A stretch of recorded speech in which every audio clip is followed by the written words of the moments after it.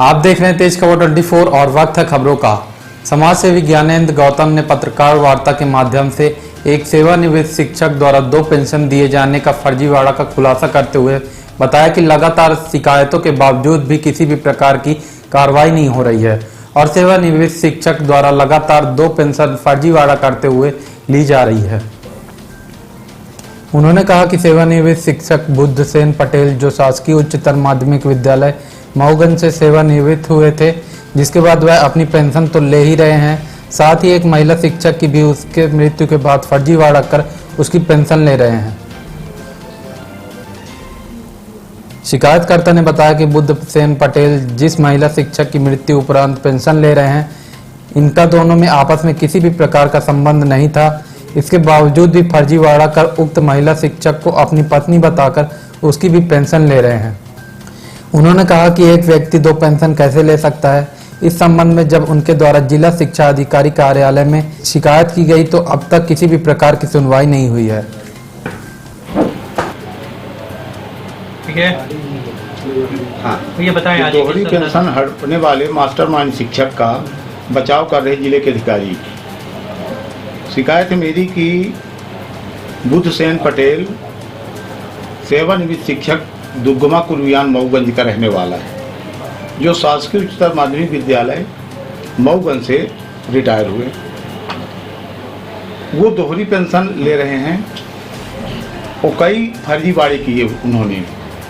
पहला फर्जीवाड़ा उन्होंने किया कि पहली पत्नी का नाम अपने उस सर्विस बुक में छुपाया। उससे उत्पन्न एक लड़की हुई, उसका भी नाम उन्होंने सर्विस बुक में नहीं दर्ज कराया। फिर उन्होंने दूसरी पत्नी से शादी किया, उसके जो भी औलाद हैं उनका सबका सर्विस बुक में रिकॉर्ड कराया। फिर तीसरी एक उन्होंने जो महत्वपूर्ण फर्जीवाड़ा उन्होंने किया कि एक रमा देवी करके शिक्षिका थी, वो ख़त्म हो जाती तो उसकी भी पेंशन बुद्धसेन पटेल रिटायर्ड शिक्षक दुग्गमा मऊगंज ले रहे हैं। उसके में बारिश हो गई। मैंने उसको एक अवैध पत्नी के रूप में बनाया, जो हिंदू लॉ के मुताबिक कहीं भी ऐसा नहीं है कि कोई व्यक्ति 2 पत्नी रख सके। पहली पत्नी का नाम छुपाया, उसके औलाद का नाम छुपाया और फिर तीसरी मैंने पत्नी रखा उसने। तीसरी पत्नी के उसमें नामनी हो गए और उसकी भी पेंशन ले रहे हैं, अपनी भी पेंशन ले रहे हैं। शादी हुई है क्या थी उनसे? नहीं, शादी नहीं हुई है।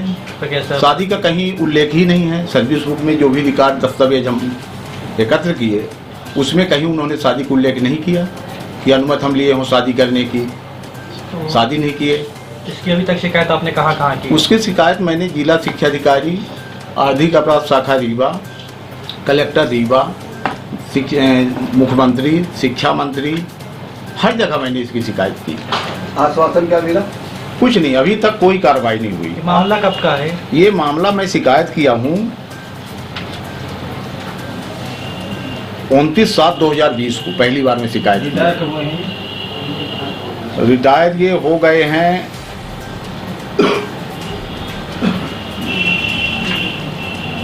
रिटायर के डेट हमको नहीं पता है।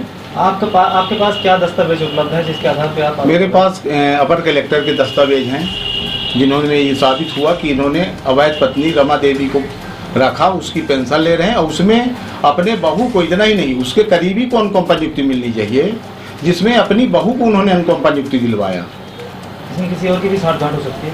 अधिकारी? अब वो अधिकारी है ही हैं। मैं 2020 से इसकी शिकायत कर रहा हूँ और मैं ये कह रहा हूँ कि अगर कार्रवाई नहीं होती अविलंब तो मैं सीएम से मिलने जा रहा हूँ, मिलूंगा और कोर्ट जाऊंगा और कोर्ट में सबको पार्टी बनाऊंगा। जितने लोगों को मैंने अपनी शिकायत पत्र दिया है, क्योंकि ये मामला 2 साल से ऊपर हो रहा, कोई इसमें सब दाब के बैठे हुए हैं। कलेक्टर और जिला शिक्षा अधिकारी को भी? हाँ, जिला शिक्षा अधिकारी कलेक्टर को भी दिया। नहीं, उनको भी आप पार्टी बनाएंगे? सबको बनाएंगे, जो जो इस अपराध में संलिप्त पाया जाएगा सबको बनाएंगे।